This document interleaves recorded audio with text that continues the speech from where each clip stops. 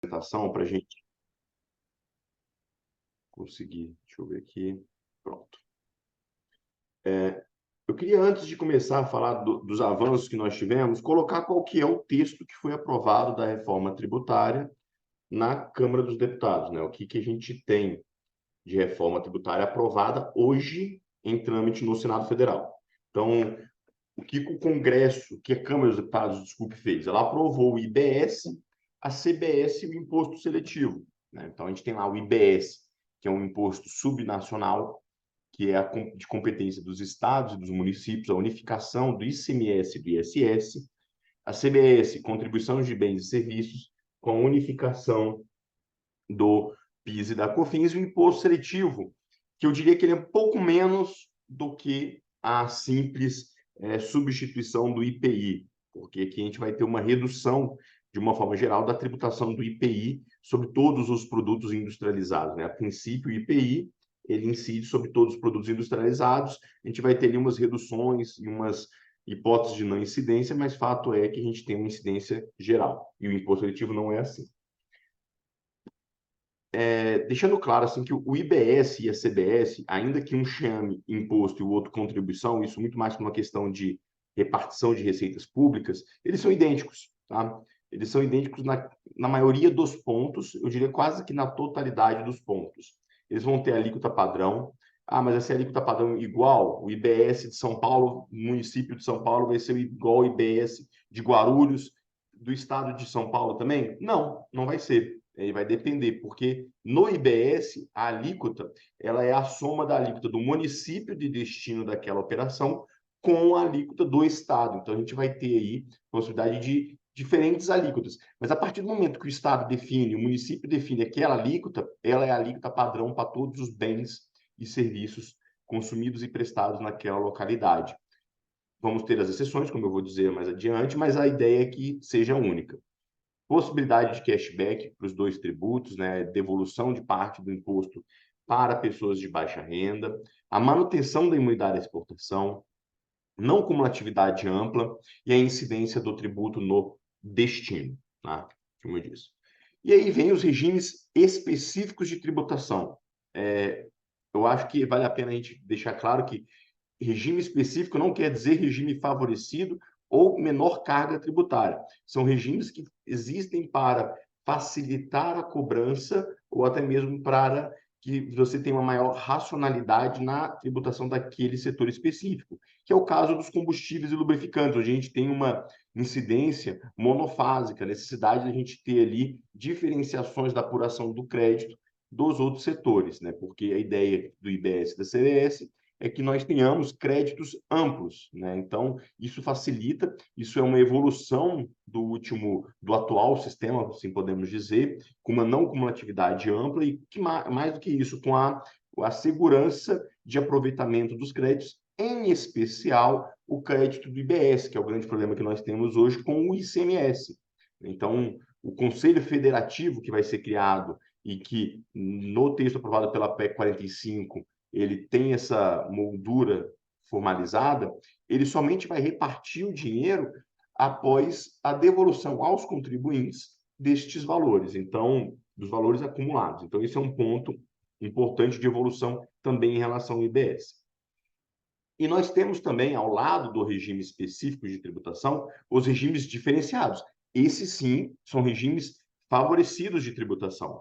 Em suma, e em síntese, é apenas a redução de alíquota, tá?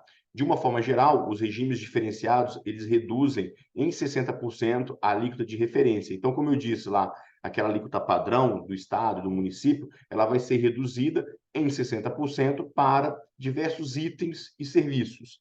Em algumas hipóteses, a gente tem uma redução de 100%, assim como na cesta básica, alguns produtos hortícolas, alguns serviços de transporte, mas ao que nos interessa aqui são os insumos agropecuários, né?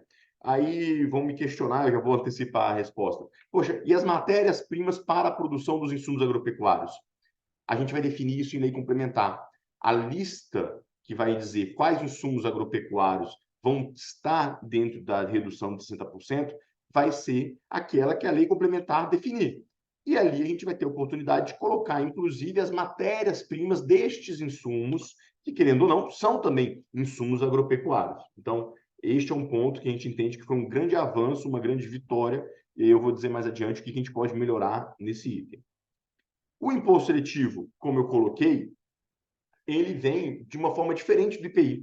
Ele vem com a ideia específica do IPI, daquela extrafiscalidade, de tentar tributar e aumentar a carga tributária, obviamente, dos itens prejudiciais ao meio ambiente e à saúde, nos termos da lei. E aí a gente vem e faz uma pergunta, poxa, e os defensivos, né? E os fertilizantes que sofrem tanto, principalmente com os julgamentos do Supremo e outros entendimentos, principalmente da esquerda, ainda mais nessa situação aqui que eu estou falando, de um imposto que pode ser instituído por lei ordinária, logo ele pode ser instituído por medida provisória e alterado por decreto, nesse específico ponto. A gente conseguiu, e aí uma vitória da Frente Parlamentar Agropecuária, na quinta-feira, no dia da votação, às 4 horas da tarde, a gente conseguiu incluir um dispositivo, que é um dispositivo lá nesse artigo 9º que fala do regime diferenciado. Então, lá onde eu tenho os regimes diferenciados, a gente incluiu um parágrafo 9º indicando que tudo aquilo que tiver alíquota reduzida de CBS e IBS não pode ser fato gerador do imposto seletivo. Não pode ter também um imposto seletivo. E isso é uma decorrência tanto quanto lógica, né? Todos onde convir que se eu tenho uma ideia de tributação favorecida para dois tributos, porque aquele item é essencial e ele é importante para determinado público ou para determinado atividade empresarial ou profissional, eu também não posso aceitar que vai ter um imposto seletivo para desestimular ou limitar o uso daquele produto. Então, nós conseguimos incluir. Este é um outro item que conseguimos, com grande avanço e grande dificuldade, incluí-lo. Aí, como eu disse, a questão da cesta básica, né, que vai ter uma redução a zero da alíquota da CBS e do IBS, e o produtor rural, pessoa física ou jurídica, que fature até 3,6 milhões de reais por ano, ele não vai ser contribuinte. Ele pode optar por ser, e aí, de toda forma, em não sendo contribuinte, ele vai gerar um crédito presumido ao adquirente, que vai ser definido na lei complementar. O Simples continua existindo e melhora até a situação, porque o Simples ele pode efetuar o recolhimento e apuração do CBS e da IBS apartado, onde ele vai ter direito a crédito e também vai repassar o crédito. A transição ela começa em 2026 e termina em 2033. Eu diria até que a transição ela começa em 2023, que é um grande problema em torno do imposto seletivo. Assim que é aprovado a reforma tributária, o imposto seletivo já pode ser cobrado, tá? Mas fato é que ali a gente começa, de fato, a transição do IBS e da CBS apenas em 2026. E aqui um ponto que me preocupa, que eu acho que é de interesse de todos, a questão do saldo credor de ICMS. Eles vão poder ser aproveitados, mas só em 240 meses, de uma forma geral. Tem ali para questões do ativo permanente, vão seguir a regra atual, mas para os saldos credores gerais, ele vai ser 240 meses a partir de 2033. 20 anos, então a gente vai até 2053 aí, com essa transição um tanto quanto absurdo, e um dos pleitos também é reduzir esse prazo. Como os senhores sabem, artigo 20, que depois virou artigo 19, trouxe a contribuição dos fundos estaduais, né, que vão substituir as atuais contribuições para que eu tenha direito a algum tipo de benefício e algum tipo de diferimento ou tratamento diferenciado, regime especial do ICMS. Este é um item que tem sofrido bastante crítica e que eu acredito que ele vai ser extirpado ou, ao menos, adequado para deixar bem clara quais as situações que ele vai incidir, mas está muito em aberto essa situação. Talvez o Gustavo possa até ter alguma outra informação.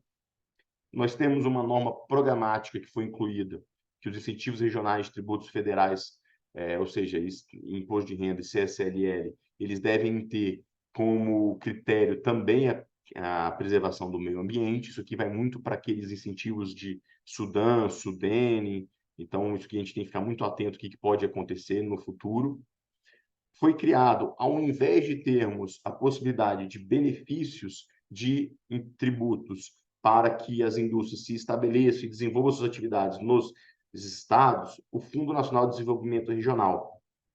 esse fundo ele vai ser financiado com parte do tributo e também com aportes da União, e ele vai ter ali diversas formas de realizar essas atividades, dentre elas os incentivos financeiros, seja entrega de recursos aos estados, aos contribuintes e às empresas que desejam realizar essas atividades. O Fundo Rural ele continua existindo mesmo com a revogação do artigo 1951B, tem um dispositivo expresso que vamos dizer assim, o pilar constitucional do Fundo Rural continua válido apenas para esta contribuição, então o produtor rural vai continuar pagando o Fundo Rural.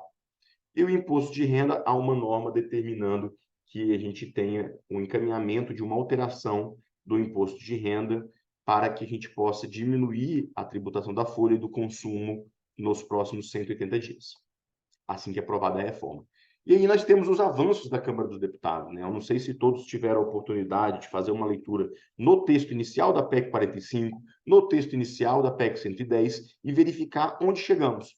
A gente chega em diversos pontos relevantes. O primeiro aqui é a redução da alíquota em 60%.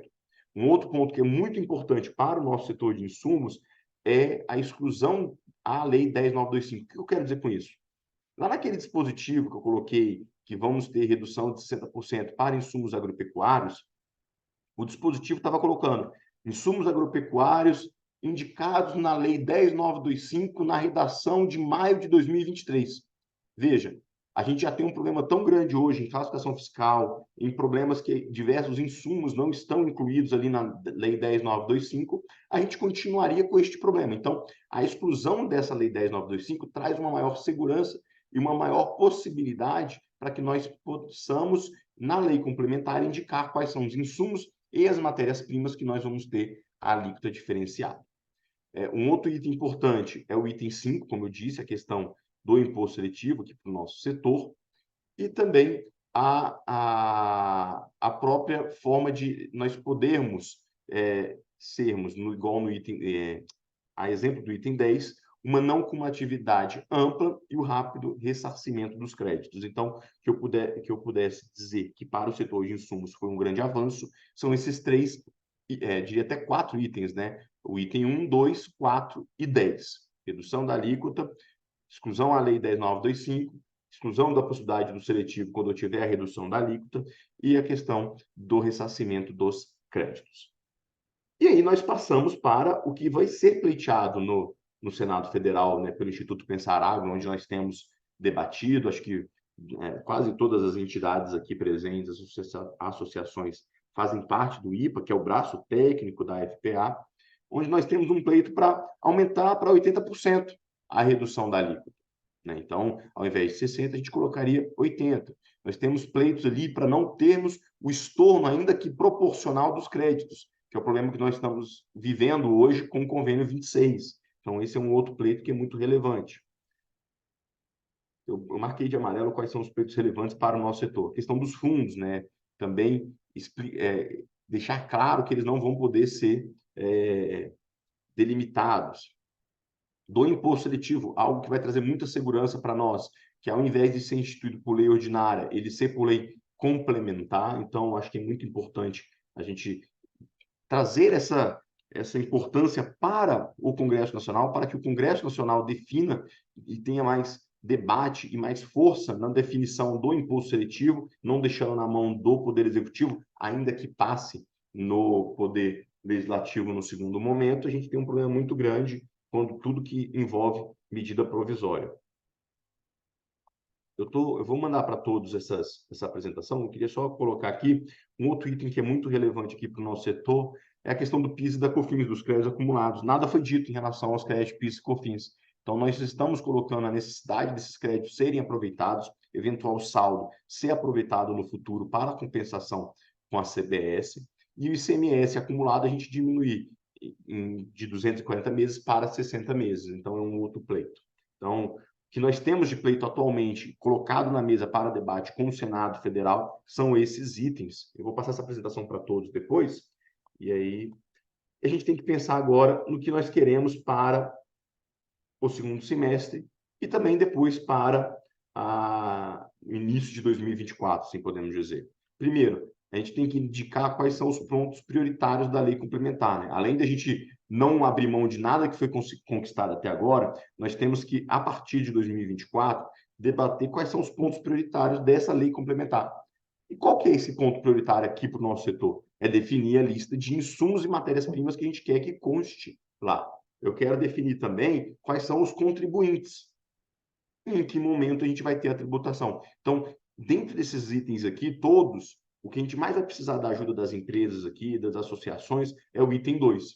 A lista de insumos e matérias-primas que a gente quer que conste nesta lei complementar neste momento, para que nós já coloquemos o máximo possível, para que, se aprovada desta forma, nós não tenhamos que, no futuro, ficar alterando a lei complementar para incluir um ou outro item. Então, é importante que nós tenhamos, desde o início, tudo aquilo que for de maior importância para o nosso setor. Eu diria mais que isso, tudo aquilo que nós tivermos de produto e matéria-prima utilizado, tá?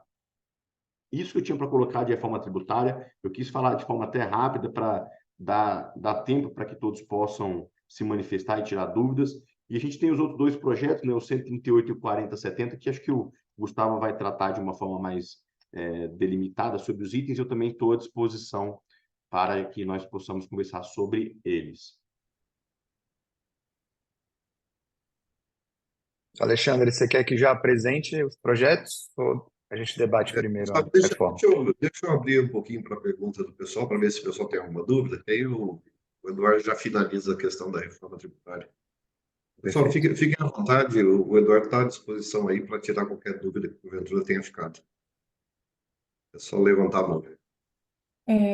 Alexandre, deixa eu aproveitar o Eduardo aqui e o pessoal, para que talvez, Eduardo, seja importante explicar como é que funciona agora o processo de tramitação. Suponhamos que a gente consiga todas as demandas atendidas no Senado, alterou o texto da Câmara, né? Como é que funciona essa aprovação da PEC? Acho que isso é importante de colocar, porque ele é diferente de um projeto de lei normal, né? Perfeito. Então, para todo Ele mundo volta. entender depois os desdobramentos. Isso. A diferença de projeto de lei para emenda constitucional é que na emenda constitucional a gente tem que ter um consenso entre as duas casas, né? Lei complementar ou lei ordinária, isso nem sempre é necessário, porque a gente pode ter ali a casa revisora, quando volta para a casa originária, ela pode rejeitar e aprovar o texto que ela deu início. Aqui não. Aqui em emenda constitucional a gente tem que ter um consenso das duas casas.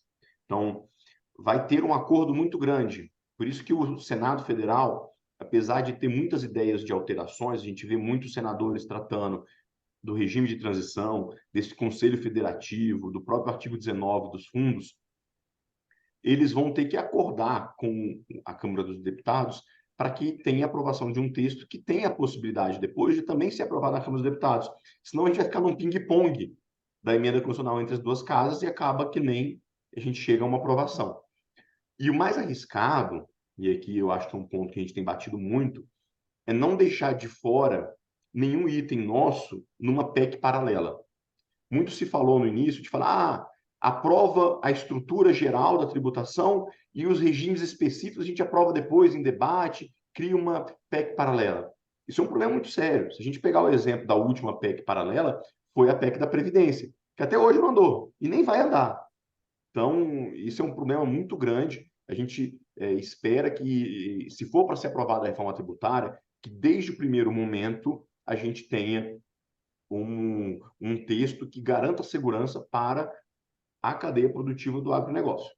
E aqui é claro que a gente não fala isso fora daqui, dessa reunião, não fala isso fora das nossas reuniões, nem dentro do próprio IPA, nem para os parlamentares, mas pegando o texto inicial da PEC 45 e o texto que foi aprovado, nós tivemos um grande avanço no sentido de que, se aprovado o texto que está hoje, não seria tão ruim quanto poderia ser.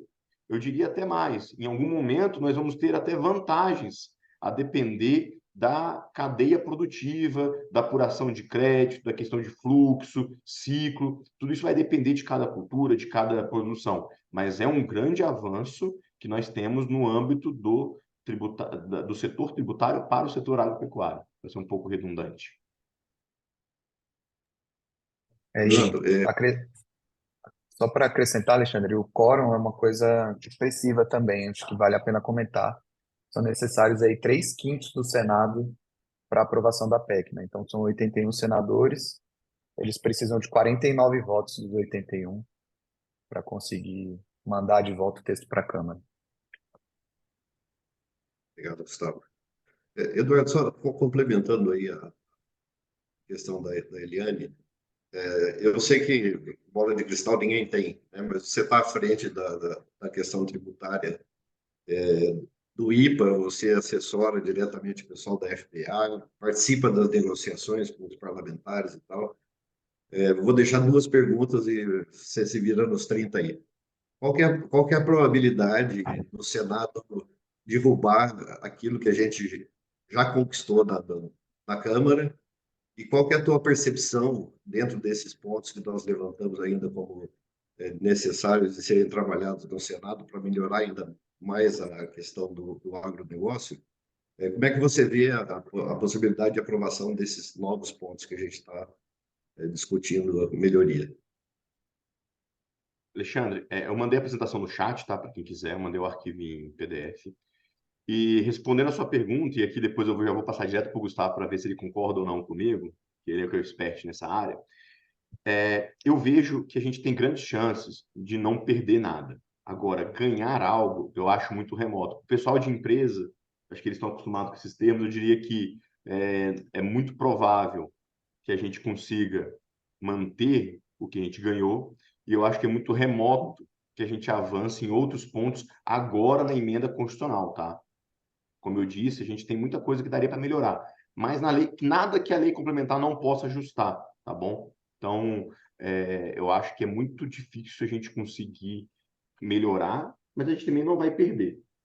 E um ponto que eu queria destacar, que eu acompanhando a FPA aí nos últimos 6, 7 anos, o Gustavo acompanha mais de 10 já, eu nunca vi um Senado Federal tão forte no âmbito da FPA. No sentido assim, nunca vi uma presença tão grande da FPA dentro do Senado Federal. Tá? A gente, nos últimos anos, o Gustavo ficou à frente disso muito tempo, tinha muita dificuldade de aprovação de temas no Senado Federal, temas relevantes para o setor agropecuário, que hoje já não é tão assim. Hoje a gente tem uma bancada do setor agropecuário um pouco mais relevante no Senado. Gustavo, você concorda? A gente costuma dizer que a FPA no Senado nunca teve voto para aprovar nada, mas ela tinha voto para travar tudo que ela assim entendesse, né? Então a gente hoje tem 41 filiados, 41 senadores filiados da FPA no Senado. Então, se você pensar no quórum dos 49 que são necessários, uma quantidade expressiva. Então, assim, os pleitos vão ser considerados por conta desse tamanho da bancada, né? Eu acho que o Eduardo foi muito feliz quando ele falou que é muito difícil a gente retroagir no que a Câmara já conquistou, até porque se qualquer coisa for mudada, a Câmara vai ter que concordar também com essa mudança, né? Então, eu acho que a gente ancorou a negociação em cima do que já foi aprovado. E o que vier, além disso, é lucro, né? O Eduardo Braga, o senador, que é o relator, a gente tem tido algumas dificuldades de conversar com ele, mas ele se reuniu com a bancada na semana passada.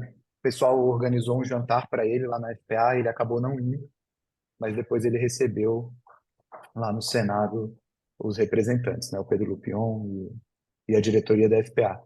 Então, assim, o diálogo está começando agora, né? Eu acho que é cedo para dizer o que eles vão aceitar ou não, mas uma coisa que eu posso adiantar é que existe um senso comum de que até o final do ano, com certeza, essa reforma vai ser aprovada, né? Então, a gente está correndo aí com tudo para que os pleitos sejam atendidos.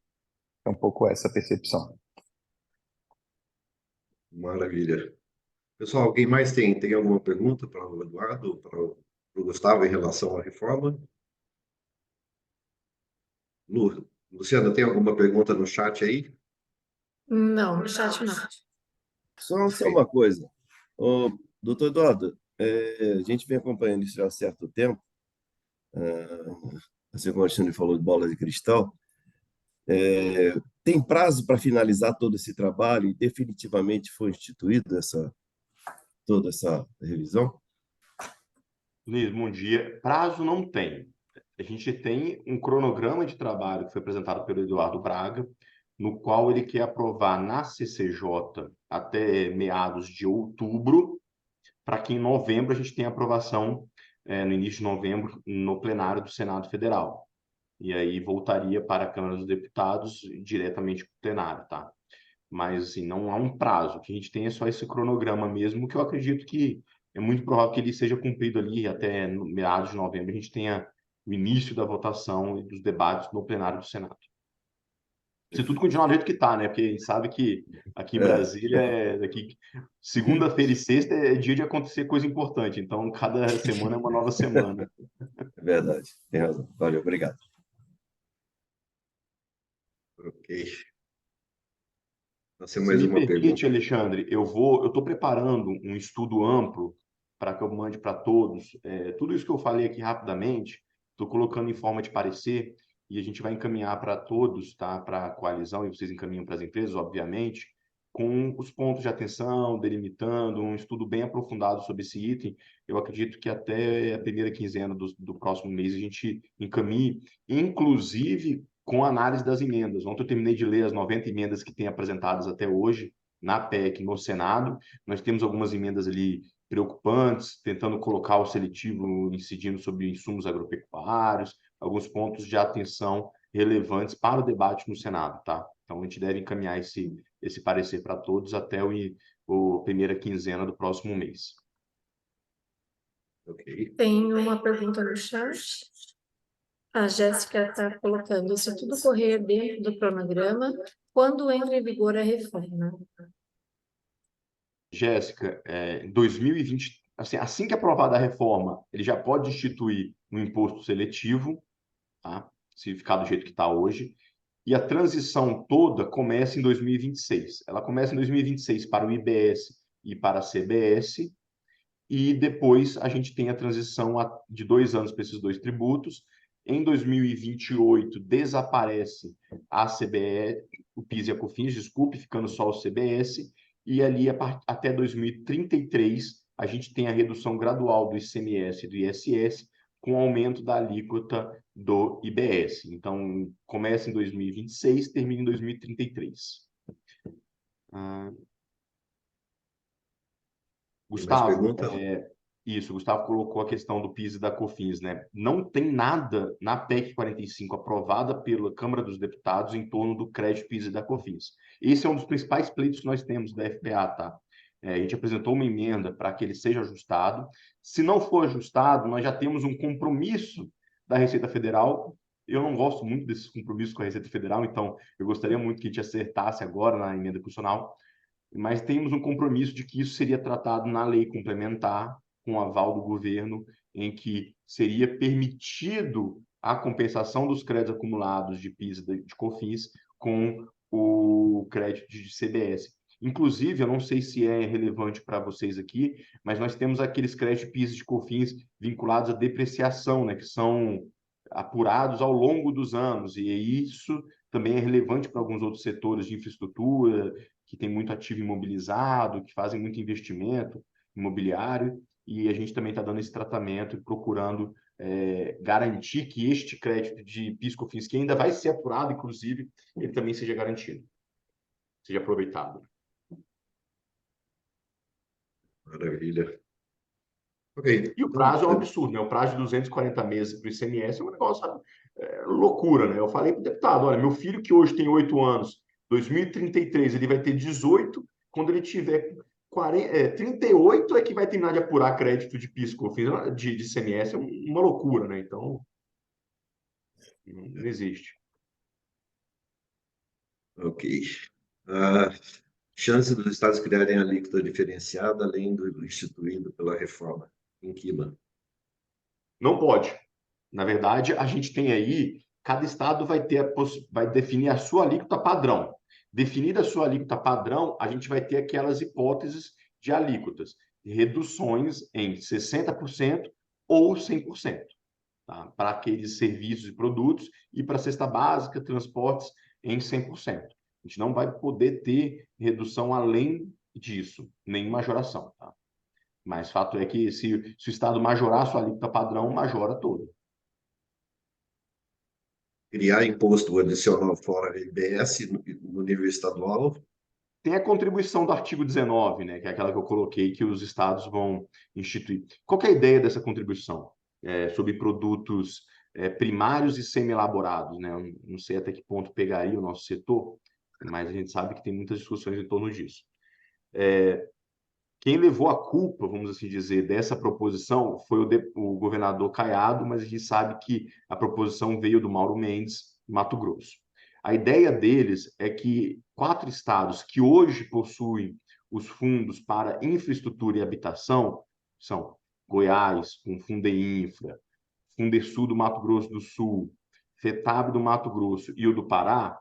Esses 4 estados poderiam substituir por uma nova contribuição a ser válida até 2043. Só que o texto apresentado, ele fala que qualquer estado que tenha fundo para benefício de ICMS ou regime especial pode instituir uma contribuição para infraestrutura e habitação. Aí a gente sai de 4 estados para 17, 18 estados. Tá? A ideia que nós temos hoje no Senado Federal é que fique nesses 4 estados. Os 12 senadores desses 4 estados fecharam questão para que se mantenha essa possibilidade da instituição dessa contribuição estadual. Mas aí é uma coisa que acho que está muito aberto ainda. A gente esteve lá no início da aprovação com uma discussão muito grande sobre essa possibilidade ou não, e naquele momento todos os discursos que nós vimos na mídia e na conversa com os parlamentares era contra essa possibilidade, mas hoje a gente vê que a questão já vai um pouco mudando por pressão de alguns estados e alguns senadores. Maravilha. Ok, obrigado, Eduardo. Gustavo, comenta com a gente um pouquinho sobre as propostas legislativas que você está ordenando aí na Câmara dos Deputados, em nome da coalizão, e passa um pouquinho também da tua percepção, como é que está a tramitação e a tua percepção aí em relação à expectativa de aprovação. Fica à vontade. Bom, maravilha. Primeiro, bom dia a quem eu não dei bom dia. Uma coisa, antes de eu entrar no assunto, viu, Eliane, que eu esqueci de comentar, uma coisa que eu já presenciei lá na Câmara e no Senado com relação à aprovação de PEC, quando eles ficam muito no ping-pong, né, porque eles precisam aprovar o mesmo texto na Câmara e no Senado para que vire realmente emenda. Quando eles ficam muito no ping-pong, mas parte do projeto já foi aprovado o mesmo texto, vamos dar um exemplo, 90% do projeto já é o mesmo texto, eles promulgam esses 90% e deixam só os 10% no ping-pong. Eu já vi isso acontecer. Então, isso é uma coisa que a gente tem que também ter atenção, porque às vezes um ponto importante para a gente acaba ficando de fora do que vai ser promulgado. E outro fato relevante é que emenda à Constituição não tem veto, né? Então, o que for aprovado vai direto para a Constituição. O único que pode interferir é o Supremo aí com alguma ação direta de inconstitucionalidade ou outros instrumentos aí que eles têm para poder travar. Eu não sei se todos leem a apresentação. Está na tela? Coalizão de insumos? Perfeito. Sim, na tela. Sim. Bom, eu fiquei aqui com a tarefa de falar um pouco sobre a tramitação dos nossos projetos lá, paralelos à reforma, né? Um deles é o PLP 174, que está pensado com 138. Um trata sobre transformar o Convênio 100 em lei, né, que não é um projeto que a gente estava gestando, mas a gente apresentou um sobre o Convênio 26, que acabou indo para o mesmo arcabouço. Quando eles são apensados, eles trabalham como sendo um projeto só, né, e ele foi aprovado lá na Comissão de Desenvolvimento Econômico, e agora encontra-se na Comissão de Finanças e Tributação, e a gente tem trabalhado aí como coalizão para a designação da relatoria. Como o presidente da comissão, o deputado Paulo Guedes, do PT, eles não têm distribuído nenhum projeto que possa ter impacto. Então, a gente está tendo essa dificuldade aí. Já conversamos, a gente fez um alinhamento como coalizão com as 3 principais entidades, que é a Confederação Nacional da Agricultura, a das cooperativas e a própria ProSoja, para poder pegar aí um apoio em cima do projeto. Todas deram ok. E a gente tem unido esforços aí nas estratégias para poder atuar em conjunto. Então, a própria OCB indicou o deputado Pedro Westphalen, que é lá do PP do Rio Grande do Sul, que é ligado um pouco ao sistema de cooperativas, é um médico e também é produtor rural, para ser o relator. O primeiro relator que a gente tinha tido a indicação pelo próprio autor do projeto que é o deputado Sérgio Souza, foi o deputado Celso Sabino, mas que acabou virando ministro, então a gente perdeu essa janela de oportunidade dele relatar o projeto, e ele tinha sido escolhido porque ele foi um dos relatores aí da reforma tributária na Câmara, né? Então, ele tinha ligação com o tema tributário, entendia do tema. Foi a sugestão do deputado Pedro Lupion, ou Pedro Lupion, não, perdão, Sérgio Souza, foi a do Celso Sabino. Também conversamos com o Pedro Lupion, que é o presidente da FPA, que também está apoiando a proposta e também havia endossado aí o nome do deputado Celso. A gente tem esse desafio da designação das relatorias e a gente tem tentado aí trabalhar com outros parlamentares para poder suprir isso. Então, como eu havia falado, ele foi aprovado. Isso aqui é um resumo da tramitação que ele vai passar, tá? Ele já foi aprovado na CDE. Na verdade, o que foi aprovado foi o do convênio 100. O nosso foi apensado no meio dessa tramitação. Então, os dois se encontram ali na CFT, esperando a designação de um relator. E aí, depois que for designado o relator, ele tem que proferir um parecer e a gente tem que aprovar esse parecer. Depois disso, ele vai para a Comissão de Constituição e Justiça, todos os projetos passam por essa comissão, e a gente ressalta aqui a importância dessa conversa com o Partido dos Trabalhadores, com o PT, porque o presidente da CCJ também é do PT, é o Rui Falcão, e é dele a atribuição de designar o relator. Então, a gente está abrindo esse canal de diálogo com eles para tentar andar com isso, né? Assim, não tem como prever um tempo, tá, disso acontecer. A gente tem uma janela aí de 4 meses calculados para a gente conseguir trabalhar alguma coisa e aprovar esse projeto em alguma outra comissão. Como ele já foi aprovado numa comissão, se virar o ano legislativo, ele não volta para o início, né? Alguns projetos acabam morrendo quando virou ano legislativo, não é o caso do nosso, porque ele já foi aprovado. Como é um projeto de lei complementar, ele necessariamente também tem que passar no plenário. Então, a gente precisa de um quórum qualificado. A gente tem que começar também, já temos feito algumas conversas, mas a gente tem que começar também um convencimento nas lideranças partidárias, que são muito importantes para esses projetos que a gente precisa de quórum alto, né? Que são as equipes técnicas das lideranças partidárias que acabam fornecendo subsídio para os seus parlamentares aí, para aprovação desses projetos.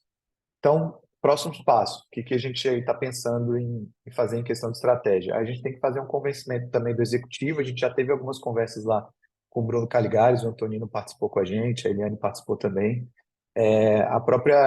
O Confert lá do Ministério, que é o Conselho, soltou uma nota favorável ao projeto, o que nos ajuda bastante o convencimento, principalmente dos parlamentares do PT.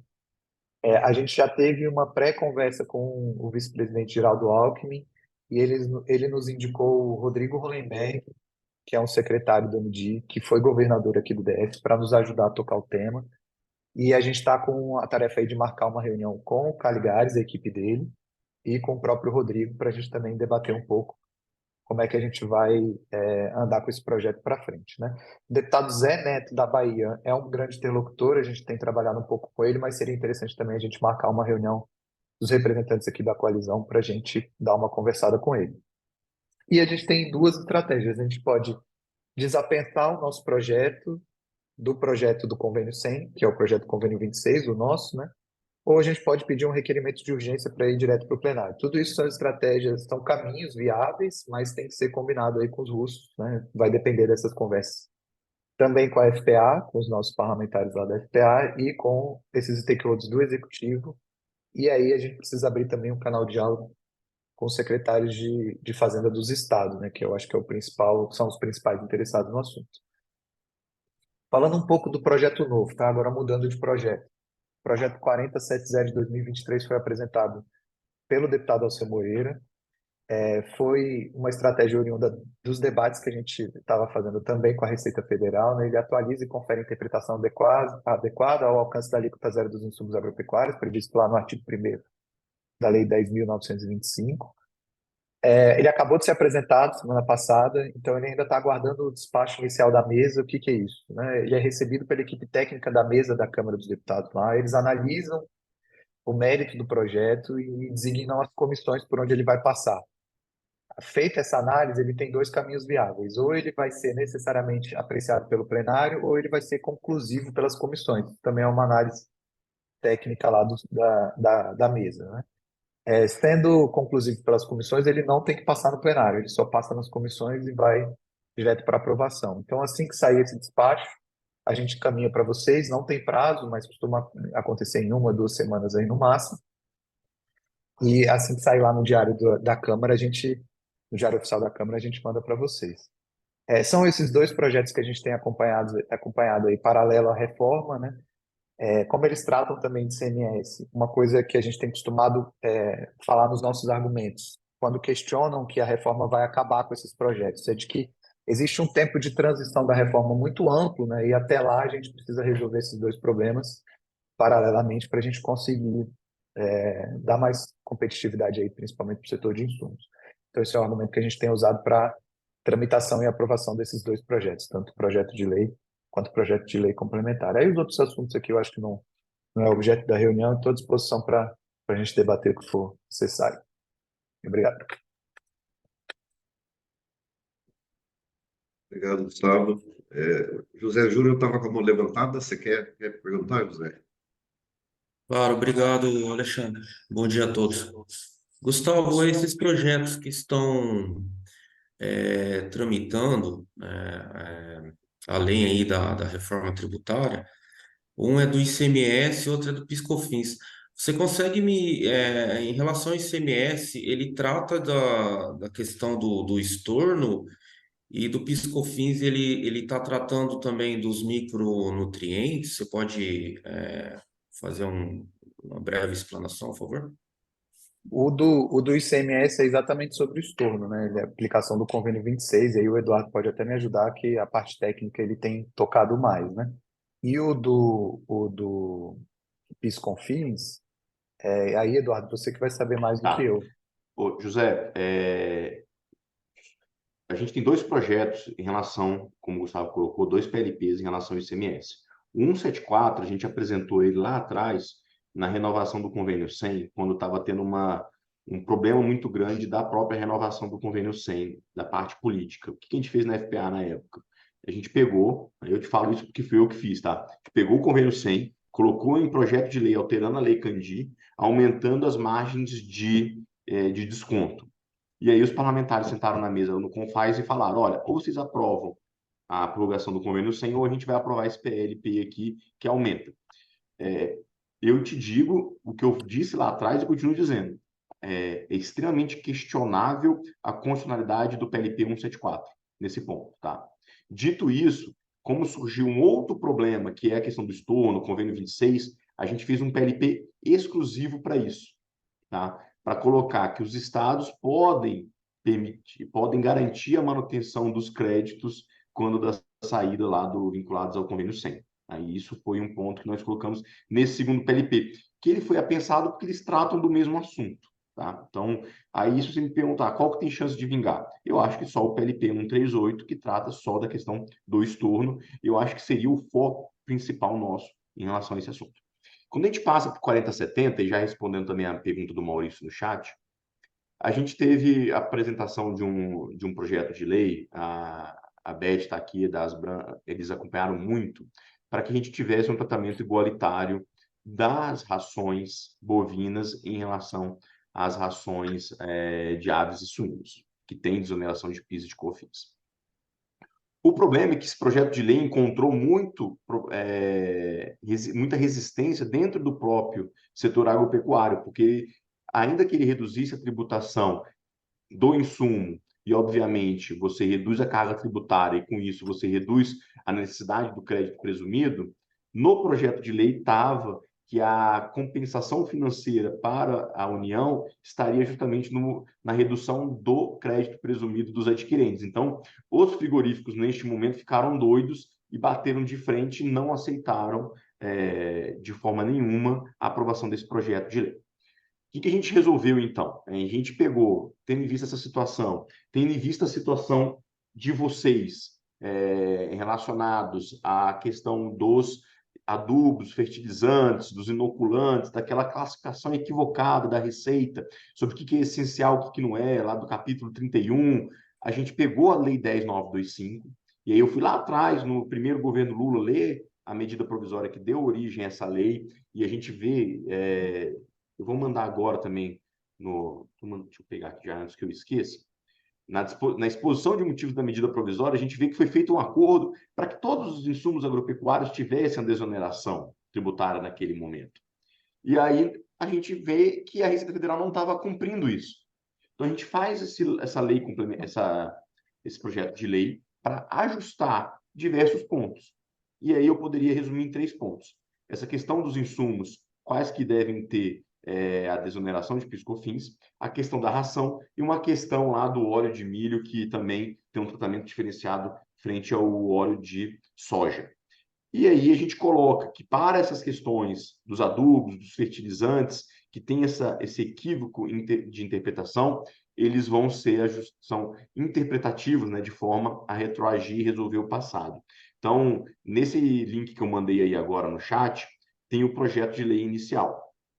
Se vocês verificarem que está faltando alguma coisa, a gente pode ajustar isso no decorrer da tramitação do projeto, tá? Esse não é o texto inicial que vai ser aprovado. A gente tentou já apresentar um texto mais redondo possível, mas ali está inoculantes, corretivos de solos, defensivos, adubos, fertilizantes, então substratos de plantas. A gente colocou, retirando tudo aquilo que fazia classificação em relação a esses itens, tá?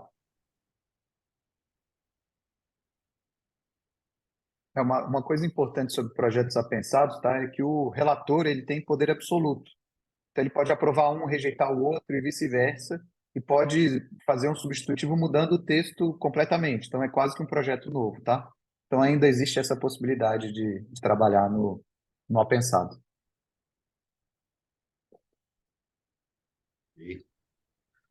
Só Muito uma bom. complementação, Alexandre, para quem é de defensivos, a gente ainda tem aquela ADI, a 5553, que está no Supremo Tribunal Federal, já entrou na pauta para julgamento, houve pedido de vistas, mas já tem um voto do ministro Edson Fachin, contrário, e do ministro Gilmar Mendes, a favor da manutenção do convênio 100, né? Como houve um novo pedido de vistas do ministro André Mendonça de Barros, e hoje a regra do Supremo é que em até 90 dias, após o pedido de vistas, o tema volte à pauta do Supremo, ele vai voltar agora, ou no final de setembro, ou no final de outubro, a depender de como eles interpretarem essa contagem dos dias corridos aí, dos 90 dias, e a gente está trabalhando bastante, né, no Supremo para evitar que ele seja julgado inconstitucional. Então, para defensivos ainda tem esse item, né, extra aí, e que é um pedido do PSOL, né, é uma ação movida pelo PSOL. E quando a gente discutiu essa questão de apresentar o projeto de lei, mesmo no meio da discussão de uma reforma tributária, a gente estava pensando muito mais no período de transição. Como o período de transição é longo, né, se a gente consegue aprovar o projeto de lei e a gente conseguir, de fato, fazer uso desse benefício por 4, 5 ou 6 anos, a empresa já está no lucro. Então, foi por isso que a gente, mesmo no meio da reforma tributária, está trabalhando paralelamente nesses projetos de lei que o Gustavo comentou.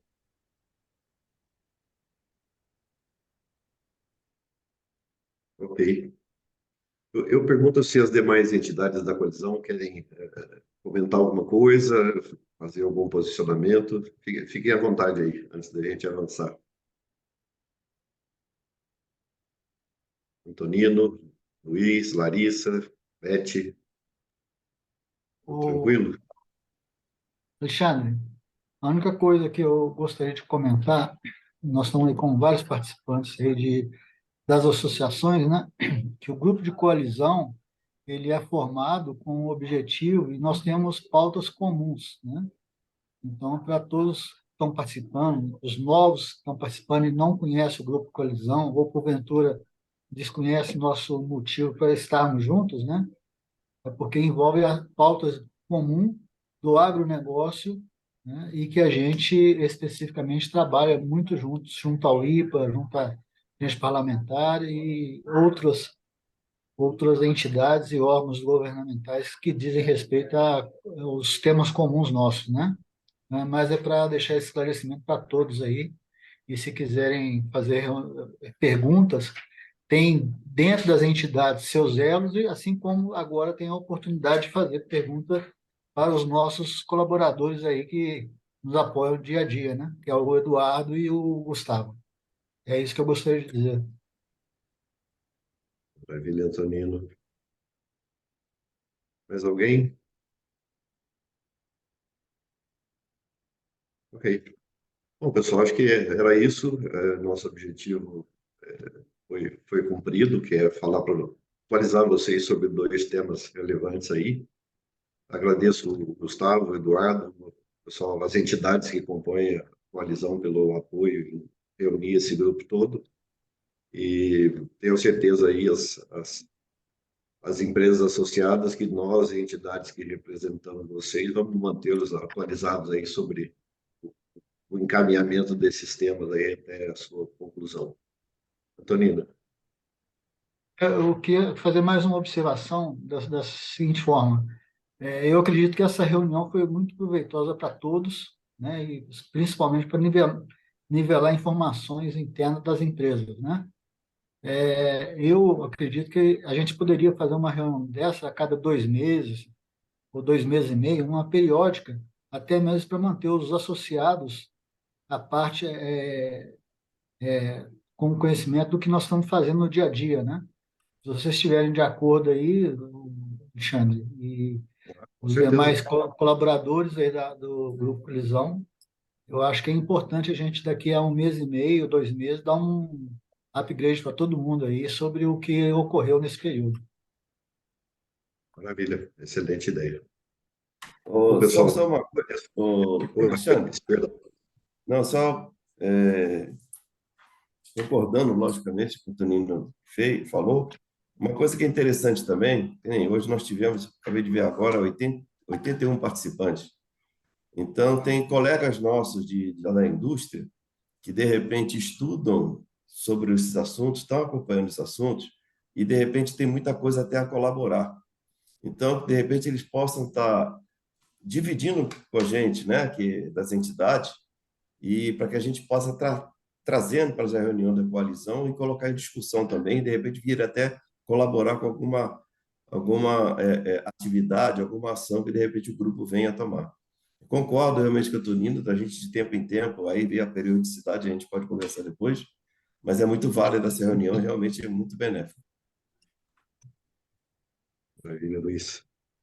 Lembrando que a gente tem a gravação da reunião, nós vamos disponibilizar para as entidades a gravação para que elas possam disponibilizar para aquelas empresas que, porventura, não conseguiram participar hoje. Okay? Muito bem, agradeço a todos. Gustavo, Eduardo, mais uma vez, obrigado. Entidades da coalizão, obrigado e até a próxima. Obrigado. Mandei a apresentação Obrigada, no chat Alexandre. também. Tá bom. Obrigado, gente. Bom, Boa gente, semana a muito todos. obrigada. Bom dia Obrigada, boa pra semana. todos. Boa Obrigado, semana, pessoal. tá? Boa semana. Beth. Vai, Obrigado, boa semana.